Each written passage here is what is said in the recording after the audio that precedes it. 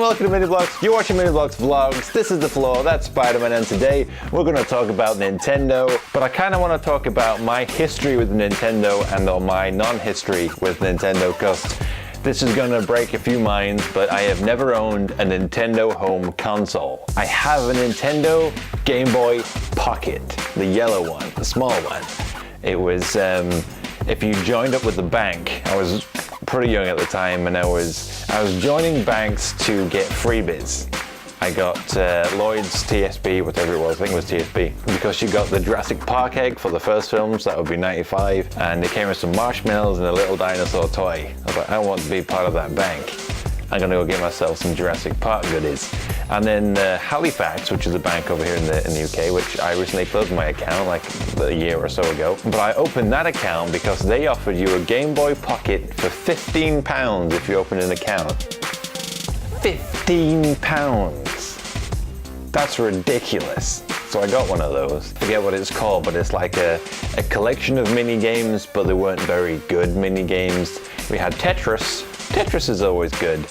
And then I played Pokemon Red, Pokemon Blue, and I own Pokemon Yellow. And that's all I ever played on it. And I used to love playing Pokemon. I played the hell out of Pokemon Yellow, and I never really touched it for anything else. That's the only console I've ever owned of Nintendo, until I guess you can kind of say this, but we'll get to that in a second.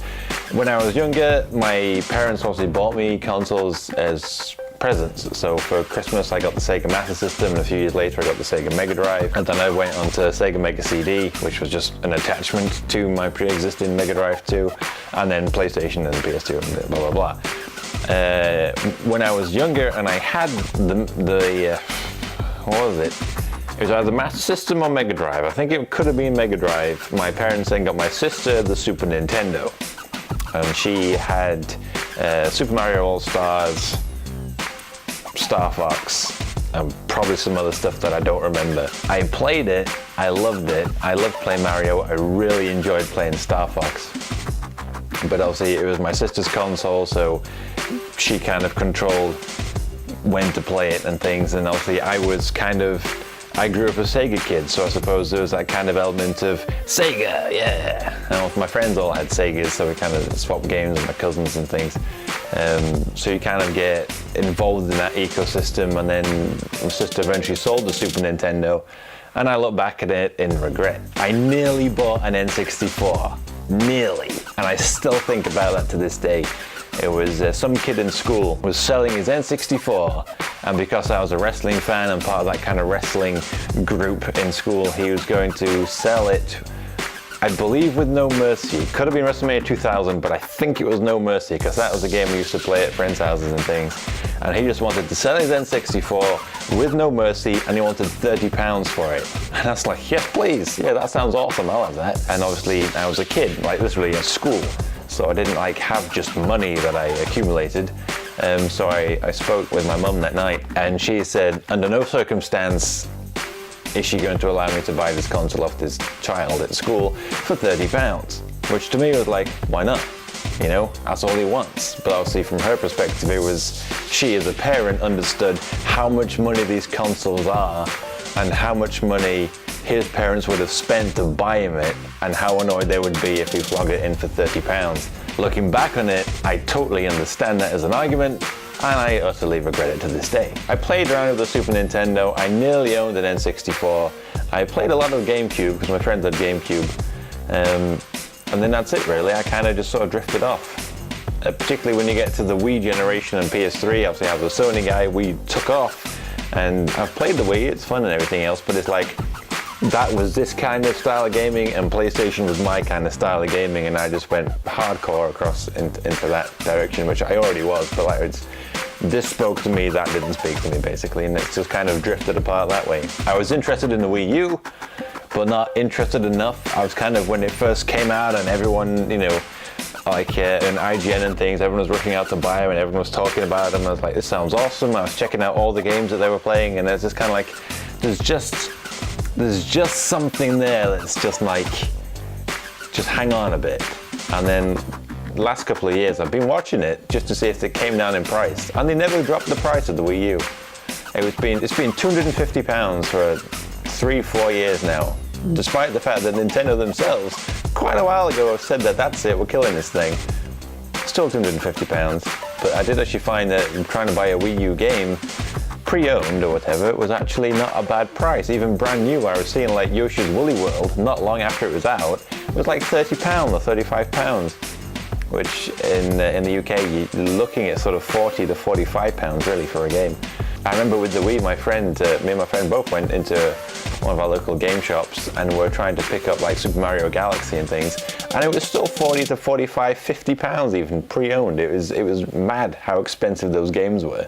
Years after they came out, even secondhand, it was just like they held that retail value. So it is obviously they still had that kind of Nintendo aesthetic to them. So I've never owned one. I've never owned an actual Nintendo console. This is the first time I've ever played a NES, basically. I've never even mucked around with a NES before. I love the idea of trying to own them all, but it's like, how many consoles do I need versus how many games do I want to physically have? So something like this really appealed to me when they first announced it. I love anything kind of retro gaming anyway. And so the fact that it is the console and it's got 30 games in it, 30 really good games in it, and it's like a proper, this is Nintendo that's making it. It's not like Nintendo owning, sending a license out like Sega's done.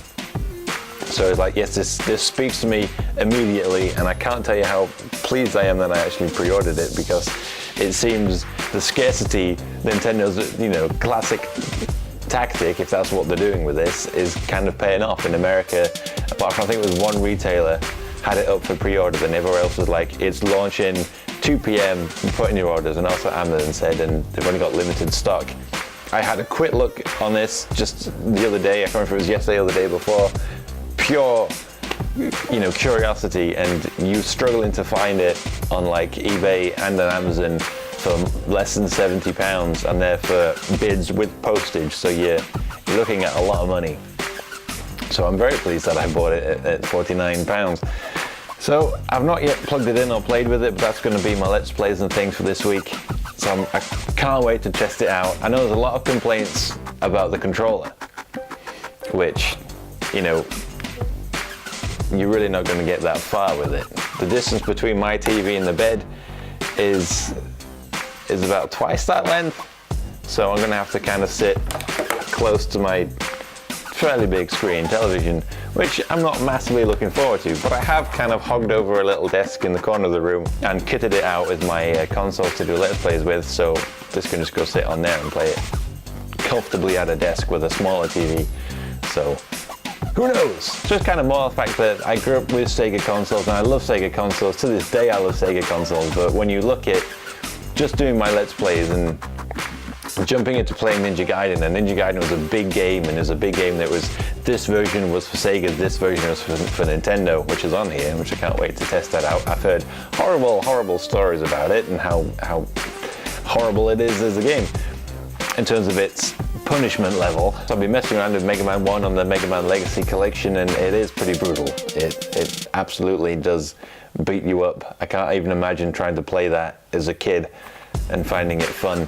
But I think just by playing old games with Sega and what I know of Nintendo games, I know that it feels like Sega had the right ideas and they made cool games, whereas Nintendo made like really good gameplay. And obviously from a video game perspective, you want really good gameplay that to this day is still fluid versus what kind of Sega put out. I mean, playing Ninja Gaiden felt so good and so intuitive. Like I found playing a lot of the older games sort of struggled, it's a bit sluggish, and like your response times. Playing Ninja Gaiden was completely different. Like I expected to jump and then grab and then flip round and flip down and throw things mid-air and just continuously just move. And it responds exactly as I wanted to respond, whereas I find a lot of older games that I've gone back to are just quite slow and sluggish when you expect them to. That first barrier from playing like a 2D side scroller of modern days, like I'm not going to say Guacamelee, because Guacamelee is obviously going to be much more modernized, but like you expect something to be a bit more fluid in its gameplay, and I find like a lot of the old Sega games lacked that, apart from apart from Ninja Gaiden, which was really kept up to pace with you, which I was actually quite blown away of how good that felt to play. So I almost feel like, and I know what Mario plays like, I've played Mario a ton of times, and you can say with confidence that Nintendo nailed that gameplay, whereas Sega just nailed like a good premise for a game, and they made a good aesthetic, but they didn't nail like the core aspect of what's gonna still make that game fun to this day. I mean, just playing Altered Beast and Alex Kidd, realistically, they're not fun. Good ideas, but they're not fun. So I'm really looking forward to jumping into playing the NES Classic, which is going to kind of dominate some of my Let's Plays. From doing the Let's Play series on Mini Bloks Plays, what I wanted to do was a whole like Discover Nintendo aspect, because I've just never played them. You know, I've played games, but there's a whole bunch of that library and that Nintendo theme that I've just never involved myself with, and I've always wanted to buy all these Nintendo things, but I never felt like I earned it because I've never owned them. You know, I never owned a Nintendo console. I've never really owned these games or played these games to any massive degree that it feels like I don't deserve to buy a Nintendo minifigure because I don't know that world, you know? I'm 29 years old and it's time to discover Nintendo.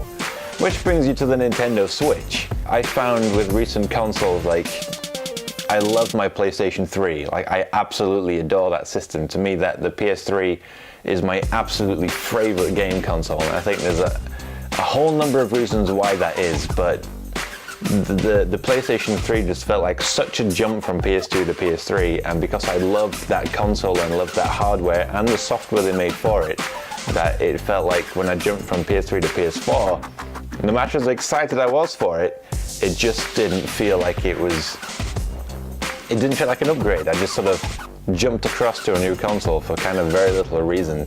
Part of it's down to time. I just don't seem to have the time to commit to playing games as much as I used to, and almost like there's so much stuff that I can do now, I suppose, when it's just like focusing on Mini Bloks or watching like Netflix shows, and obviously more or less spending time in my house and with my girlfriend, that realistically trying to jump into a 60-hour game feels like I need to dedicate this amount of time to it every sort of night or something. It's like, I don't have it in me just to be like, oh, I'm just gonna go play a game now.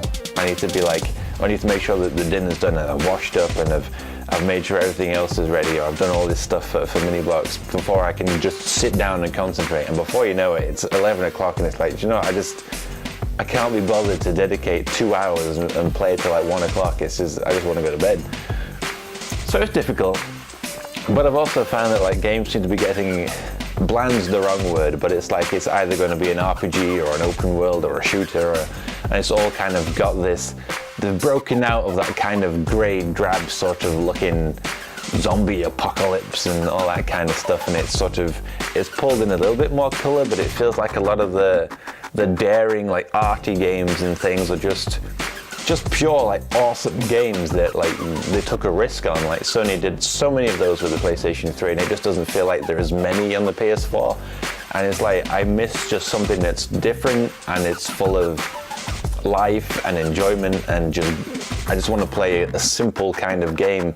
And the more I think about it, the more I'm drawn to Nintendo, because they're the only console, the only video game manufacturers that are still making the same kind of aesthetic of games that I'm craving all these years later. And so the Nintendo Switch, yes, you might be able to get Skyrim and all this other crap on it, fine, but to me, I just want a console that's going to do something different, and I wanted to just do Nintendo because I've never owned that and I'm really craving it, and I can't wait for a new piece of hardware to come out that's going to speak to me directly. So that's why that's it. Next year I'm going for a Switch.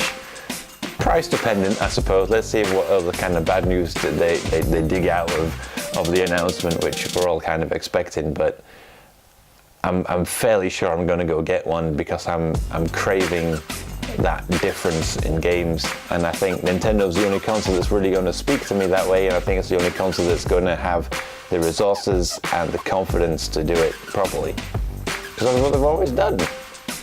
So this is my entry point into Nintendo. I've never owned one. I've now got the Classic. I don't count it as a console, so Nintendo Switch, if all goes as planned, will be my very first Nintendo home console, and I can't wait for it, you know? But what do you think? Do you think I've missed out all these years by just playing Sega games? Because I certainly do. Or are you the same? If you never got into Nintendo, let me know. Hit me up in the comments below, or for a more direct way to get in touch with me or ask me any questions, then you can do that across the Mini-Bloks questions at mbq@mail.com. And of course, you can see me play Super Mario, obviously. What other game would I jump into? This Wednesday on Mini-Bloks Plays Me on the NES Classic. And this Friday, I'm going to be opening up 6 of these Connect Super Mario blind bag figures, because this is Nintendo Week. Because it is. Thanks for watching. It's Luigi. It was free. N64 controller. I don't know one, but I bought a controller. Mini-Bloks. Thank you very much for watching my video. Make sure to hit that subscribe button down below to save the latest from my channel. You can find me on Facebook, Twitter, Instagram, and Pinterest on the Mini-Bloks. What else would it be?